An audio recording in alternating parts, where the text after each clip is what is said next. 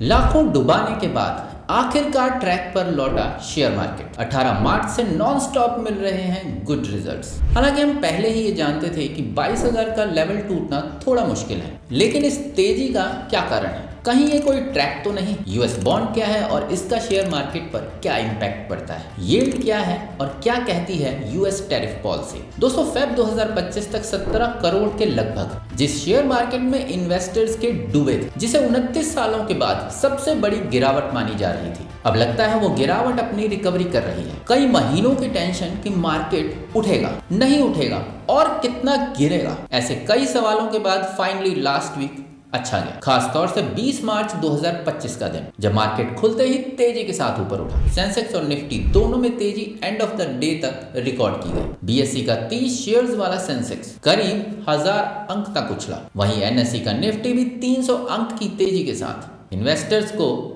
खुश कर गया और 23,200 के भी पार निकल गया। इस बीच सबसे ज्यादा ऊपर उठे रिलायंस इंडस्ट्रीज और भारतीय एयरटेल के shares. Specially long term category में भारतीय एयरटेल के शेयर्स 4.17% उछलकर 1704 रुपए पर जा पहुंचा, जबकि टाइटन शेयर्स 3.4% ऊपर उठकर 3,181 रुपए 80 पैसे पर क्लोज हुआ। जबकि मिड कैप में भी भारत फोर्ज के शेयर्स में 5.25%, मैक्स हेल्थ शेयर्स में 4.40% और टाटा कम्युनिकेशन शेयर्स में 2.90% की तेजी देखने को मिली। यानी मिड कैप ने यहां ज्यादा बेहतरीन प्रदर्शन किया है और ऐसा ही लास्ट वीक मतलब 15 से 16 मार्च के बाद से लगातार देखने को मिल रहा है। अकेले 18 मार्च को सेंसेक्स 1131 और निफ्टी के 325 अंकों की बढ़त के साथ बंद होने से बीएसई में लिस्टेड कंपनीज की मार्केट वैल्यू 7 लाख तक बढ़ गई। इस दरमियान सबसे ज्यादा परचेजिंग ऑटो, मेटल और बैंकिंग जैसे सेक्टर्स में देखने को मिली। लेकिन सवाल यह है कि लास्ट मंथ में हुई इतनी बड़ी गिरावट के बाद अचानक से मार्केट में इतनी तेजी कैसे?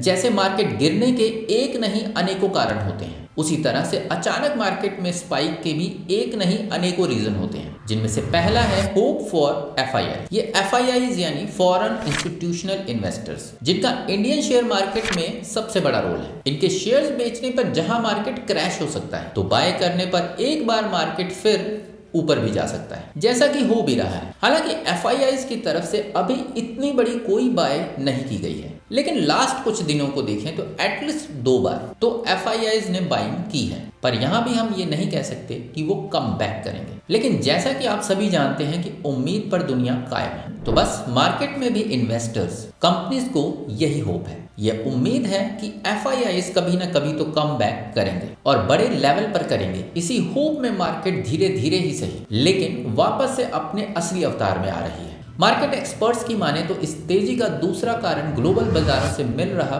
पॉजिटिव संकेत है। असल में लास्ट कुछ हफ्तों में ही इंटरनेशनल मार्केट ने भी काफी तेजी और पॉजिटिव रिजल्ट्स दिखाए हैं। एग्जांपल के लिए अगर अमेरिकन मार्केट की बात करें तो डाउ जोन और एस&पी जैसे कई इंडेक्सेस में भारी बढ़ोतरी देखने को मिली है। जबकि एशियन मार्केट की बात करें तो टोक्यो, हांगकांग और शंघाई भी ग्रीन निशान में बंद हुए हैं। अब ये तो आप सभी जानते होंगे कि इंटरनेशनल मार्केट का इंडियन मार्केट पर कितना गहरा इंपैक्ट पड़ता है। तो बस यही इंपैक्ट है जो अचानक से इंडियन शेयर मार्केट में तेजी देखने को मिली है। अगले कारण की बात करें तो वो है वैल्यू बाइंग का असर। अब जिन्हें वैल्यू बाइंग का मतलब नहीं पता या कोई कंफ्यूजन है, तो उन्हें बता दें कि ये ऐसे शेयर्स होते हैं जो उनको उनके इंट्रिंसिक वैल्यू से कम प्राइस पर मिलते हैं, जिन्हें आप आसान भाषा में अंडर वैल्यूड शेयर्स भी कह सकते हैं। ये तो आप सभी जानते हैं कि पिछले कुछ महीनों से शेयर मार्केट का क्या हाल है। धड़ाधड़ शेयर्स नीचे आ रहे थे, क्या रिलायंस, क्या एयरटेल, हर कंपनी के शेयर गिर रहे थे, जिस वजह से मार्केट क्रैश हुआ और कई महीनों तक गिरावट चली, जिस वजह से कई शेयर्स की जो एक्चुअल वैल्यू थी उससे काफी कम रह गई और इन्वेस्टर्स को उन्हें सस्ते में बाय करने का मौका मिल गया। जिसका असर ये हुआ कि लास्ट कुछ दिनों से इन्वेस्टर्स ने निचले स्तर पर खूब ही खरीदारी, खासकर बैंकिंग सेक्टर्स में तेजी से खरीदारी की गई और इसका असर मार्केट पर भी पड़ा। मार्केट में उछाल आया और इन्वेस्टर्स के चेहरे भी खिल उठे। वो है यूएस बॉन्ड यील्ड्स में आई गिरावट। अब सबसे पहले तो आप यूएस बॉन्ड यील्ड को समझिए। असल में ये सरकार द्वारा जारी एक बॉन्ड पर मिलने वाला रिटर्न होता है, जिसे सिंपली यील्ड या फिर ब्याज दर भी कह सकते हैं। ये इन्वेस्टर्स के लिए एक इंपॉर्टेंट आर्थिक संकेतक की तरह काम करता है, या हम कहें तो इकोनॉमिक इंडिकेटर की तरह, जिसकी हेल्प से इन्वेस्टर्स को ये समझने में आसानी होती है कि अगर वो बॉन्ड में इन्वेस्ट करते हैं तो उन्हें कितने % का रिटर्न मिल सकता है। इसके अलावा ये इकोनॉमी की हेल्थ और ब्याज दरों के बारे में भी जानकारी देती है, और इसके बढ़ने या गिरने से सीधा सा असर शेयर मार्केट पर पड़ता है। जब जब बॉन्ड यील्ड बढ़ती है, इन्वेस्टर अपना पैसा शेयर मार्केट में इन्वेस्ट करने की जगह अपना पैसा जो पहले से ही शेयर मार्केट में लगा है उसे भी निकाल सकते हैं, जिस वजह से मार्केट में भी गिरावट आने लगती है। वहीं जब बॉन्ड यील्ड में गिरावट आती है तो बॉन्ड से निकला पैसा दोबारा शेयर मार्केट में इन्वेस्ट होना शुरू हो जाता है, यानी बॉन्ड का पैसा शेयर मार्केट में इन्वेस्ट करते हैं, जिस वजह से भी शेयर मार्केट में तेजी आ जाती है। अब इंडियन शेयर मार्केट के लिए अगर हम यूएस बॉन्ड यील्ड की बात करें तो वहां की गिरावट यहां के लिए पॉजिटिव साइन दे रही है। असल में हाल ही में यूएस बॉन्ड यील्ड में गिरावट देखी गई। इसके साथ ही डॉलर इंडेक्स भी कमजोर हुआ है। 20 मार्च के आसपास यूएस डॉलर इंडेक्स 103.36 पर रिकॉर्ड किया गया था, जिस वजह से सिर्फ भारत में ही नहीं बल्कि कई उभरते हुए बाजारों में भी पॉजिटिव संकेत देखने को मिला। ऐसा इसलिए क्योंकि कमजोर डॉलर और कम बॉन्ड यील्ड ने इंडियन शेयर मार्केट को फॉरेन इन्वेस्टर्स के लिए और ज्यादा अट्रैक्टिव बनाने का काम किया है। अब एफआईआईज हमारे लिए कितने इंपॉर्टेंट हैं ये आप सब तो जानते हैं। इसके बाद जो मजबूत वजह रही है वो है हमारे देश की इकोनॉमी, जिससे जुड़े कुछ पॉजिटिव इम्पैक्ट्स और रिजल्ट्स हमें हाल ही में देखने को मिले हैं। आपको याद होगा जब मार्केट ने क्रैश किया था तब इंडियन जीडीपी की ग्रोथ रेट कम होने की बातें और आंकड़े भी पेश किए गए थे, जबकि एफएमसीजी और कुछ टेक कंपनीज के लो प्रोफाइल रिजल्ट्स ने भी इन्वेस्टर्स को निराश किया था, जिस वजह से लोगों ने शेयर्स बेचने शुरू कर दिए थे। लेकिन एक बार फिर इंडियन जीडीपी और इकोनॉमी में पॉजिटिव रिजल्ट सुनने में आ रहा है। जीडीपी ग्रोथ की बात करें तो 3 तिमाही में 2% तक रही, जबकि भारत का ट्रेड डेफिसिट भी 3.5 साल के निचले स्तर पर पहुंच चुका है। वहीं आईआईपी यानी कि इंडस्ट्रियल प्रोडक्शन में भी 5.1% की बढ़ोतरी दर्ज की गई, और टैक्स में भी अच्छी खबर ये रही कि ग्रॉस टैक्स कलेक्शन में 16% की बढ़ोतरी देखी गई, जो अपने आप में एक पॉजिटिव साइन रहा फॉर शेयर मार्केट। सिर्फ यही नहीं बल्कि रिटेल इन्फ्लेशन दर भी घटकर 3.6% दर्ज की गई है। इसका सीधा सा असर ब्याज दरों में देखने को मिलेगा, क्योंकि ये साइन है कि आगे ब्याज दरों में कटौती की जा सकती है। अब इतने सारे पॉजिटिव साइन जब एक साथ देखने को मिले तो शेयर मार्केट सेंटीमेंट्स में भी अपने आप उछाल देखने को मिल गया। अगर 6वें कारण की बात करें तो दोस्तों वो है भारतीय रुपए की मजबूती। जिस तरह इंडियन करेंसी के कमजोर पड़ने से लास्ट कुछ महीनों में शेयर मार्केट ने दम तोड़ा था, ठीक उसी तरह इंडियन करेंसी की मार्केट में वैल्यू बढ़ने से इंडियन शेयर मार्केट ने एक बार अपनी पावर दिखानी शुरू कर दी। 18 मार्च को भारतीय रुपया पूरे 10 पैसे तक मजबूत हुआ और 86.6% तक ऊपर पहुंच गया, और फिलहाल जो इंडियन रुपी वो यूएस डॉलर के मुकाबले 85.98 के अराउंड है। इस तरह यूएस डॉलर के मुकाबले भारतीय रुपए की मजबूती ने इन्वेस्टर्स को इंडियन शेयर मार्केट में इन्वेस्ट करने और इस पर भरोसा बनाए रखने में मदद की, जिसका असर शेयर मार्केट में भी देखने को मिला है। And most important reason is tariff policy. बहुत टाइम से यूएस टैरिफ पॉलिसी में बदलाव की खबर आ रही है। यूएस के प्रेसिडेंट बनते ही डोनाल्ड ट्रंप ने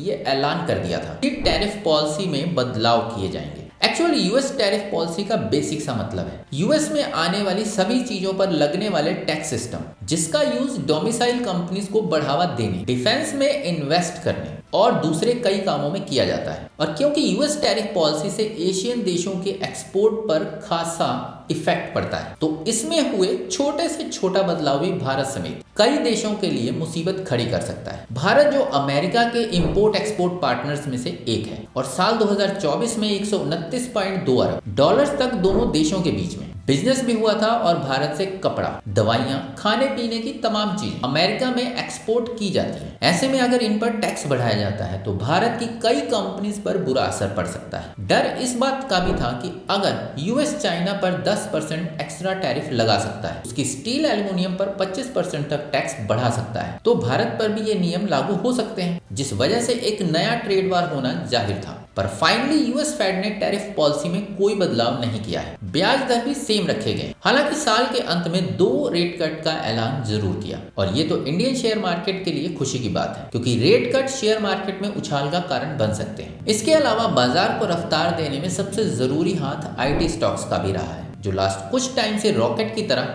ऊपर जा रहे हैं, और लास्ट कुछ दिनों में तो निफ्टी आईटी इंडेक्स तो 2% से भी ज्यादा की बढ़त के साथ मार्केट सपोर्ट में रहा है, यानी ओवरऑल मार्केट में तेजी आ रही है। पॉजिटिव रिजल्ट्स दिख रहे हैं जो इन्वेस्टर्स की खुशी का कारण बन रहे हैं। लेकिन इसी बीच ये भी कहा जा रहा है कि ये सडन स्पाइक एक ट्रैप भी हो सकता है, क्योंकि ये मार्केट है और कब किस इन्वेस्टर का दिमाग किस तरफ भागना शुरू कर दे कुछ कहा नहीं जा सकता। वैसे इस बारे में आपकी क्या राय है, कमेंट करके जरूर बताएं। अगर वीडियो पसंद आई तो लाइक शेयर करके चैनल को सब्सक्राइब और बेल आइकन को प्रेस करना बिल्कुल ना। मिलता हूं अगली वीडियो में एक नए टॉपिक के साथ, तब तक के लिए नमस्कार।